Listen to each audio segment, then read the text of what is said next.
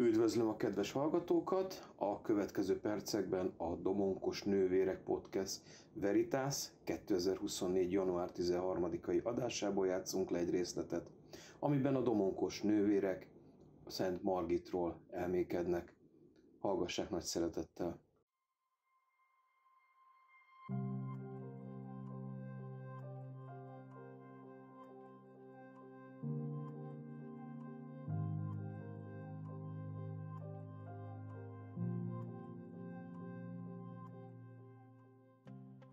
Látszólag nehezen lehet Szent Margit szenvedélyes és minden más értéken túlmenő Isten szeretetét a mértékletesség erényével összeegyeztetni, vagyis a középutak és a lefolytott érzelmek mezején való járást az ő karakterének tulajdonítani.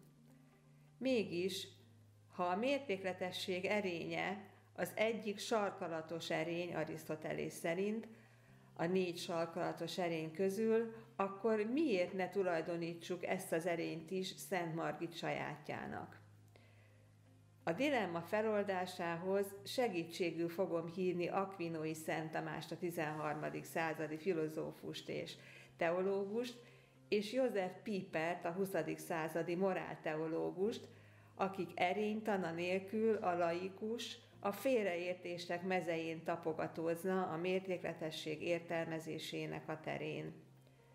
József Píper ezt írja a 4 sarkalatos erény című 20. századi könyvében, hogy a mértékletesség jelentéstartománya nyomorúságosan összezsugorodott az evésben-ivásban mértékletes jelentésre szűkült, ráadásul, ha nem is kizárólag, annak az evésnek és az ivásnak a puszta mennyiségére, hiszen a mértéktelenség, a tobzódás egyértelműen a túl sok, a teli has képzetét keltik. Ennyi József Pípernek az idézetéből.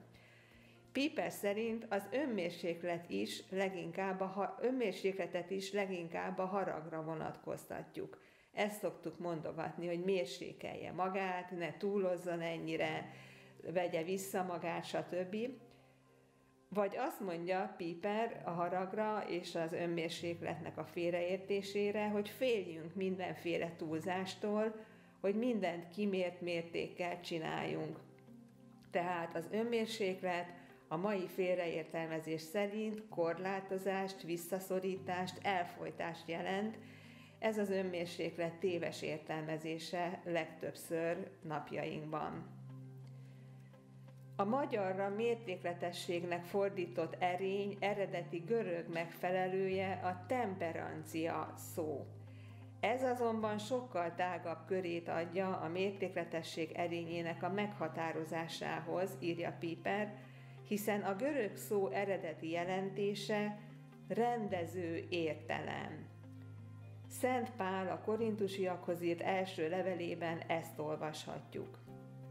Isten alkotta így a testet, Deus temperavit corpus, és azért részesítette az alacsonyabb rendű tagokat nagyobb tisztességben, hogy a testben ne támadjon meghasonlás, hanem a tagok törődjenek egymással.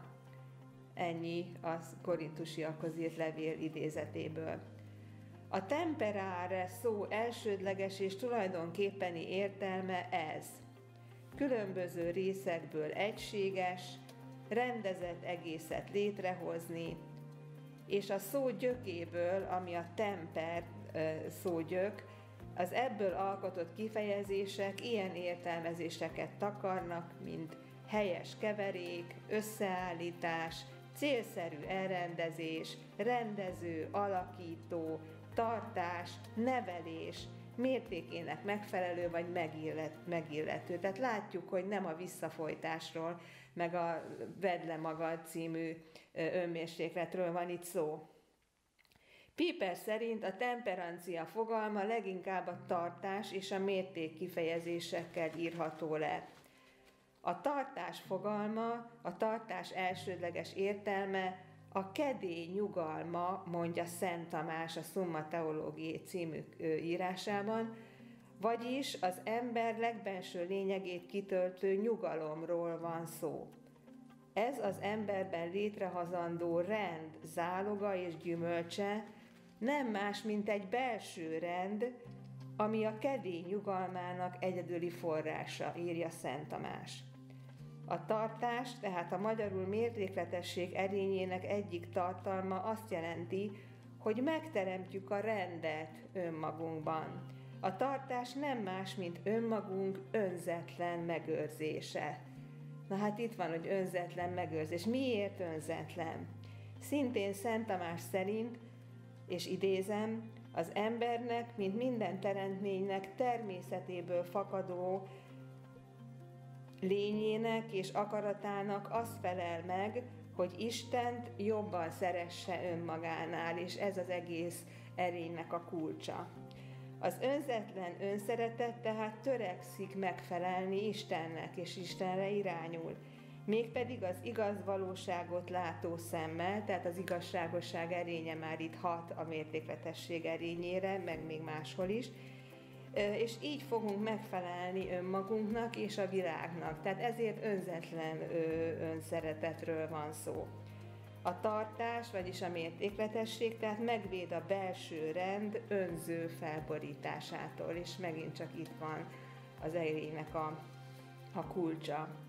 Ha ezeket meggondoljuk, akkor így már érthető, hogy miért mondhatjuk a Jézus szenvedélyesen és minden mértéken túl szerető Margitot a mértékletesség erénye tökéletes gyakorlójának, akinek minden cselekedetében ez az önmagát önzetlenül megőrző, a belső rendet, a kedély nyugalmát megvalósító magatartás nyilvánul meg. Margit ezért tud ellenállni a házasságra való kényszerítéseknek, hiszen az apja ugye mindig azzal fenyegette őt, hogy menjen feleségül különböző főemberekhez. De Margit ellen tudott állni ennek. Ezért tudja önzetlenül minden mértéken túl a betegeket ápolni, hiszen olvassuk, tudjuk, hogy nem kímélte magát Szent Margit abban, hogy a betegeket ápolja és azoknak jót tegyen.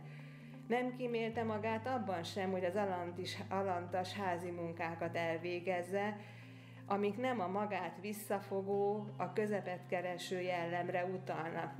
Nem közepesen mosta el az edényeket, és nem csak 3 kanalat mosott el, hanem kereste a minél nehezebb és minél magát nem kímélő munkáknak az elvégzését.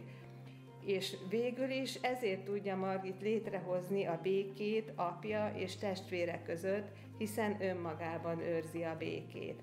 Ez a belső rend, amit neki a mértékletesség és a temperancia erénye megad, ez a béke az, ami lehetővé teszi azt, hogy ő diplomatikusan meghozza a békét a családjában is. Következő témánk a tisztaság lenne Szent Margitra vonatkoztatóan, és megint Piperhez fordulok, hiszen ő szerinte a tisztaság, az önmegtartóztatás, az alázatosság, a jó akarat, a szelídség, a tartás, tehát a temperancia megnyilvánulási módjai.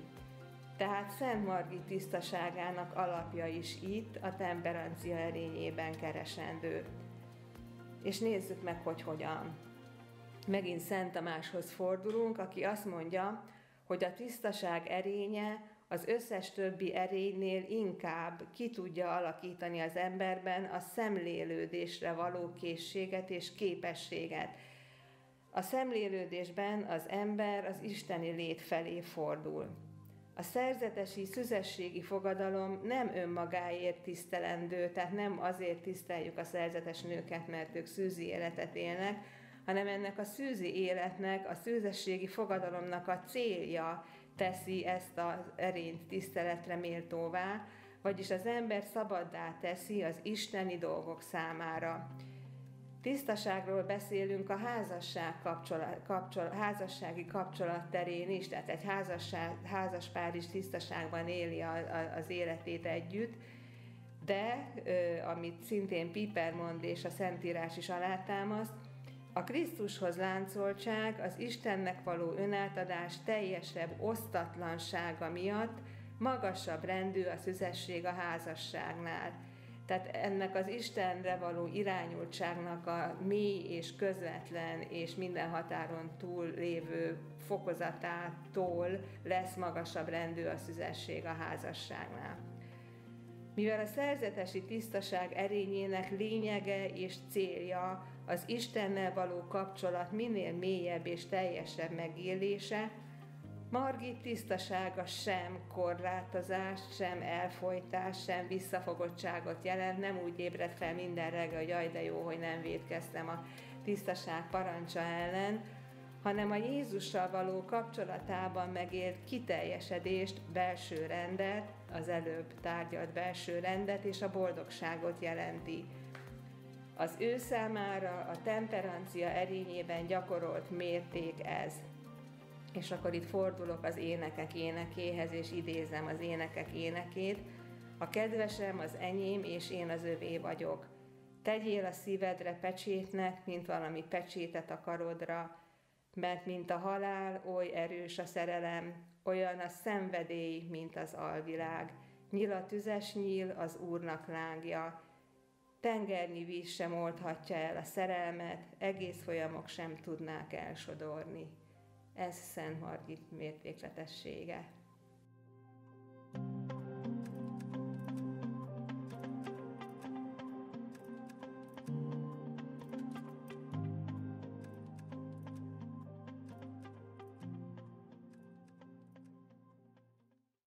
Az elmúlt percekben a Domonkos nővérek Veritas 2024. január 13-ai epizódjából hallhattak egy részletet.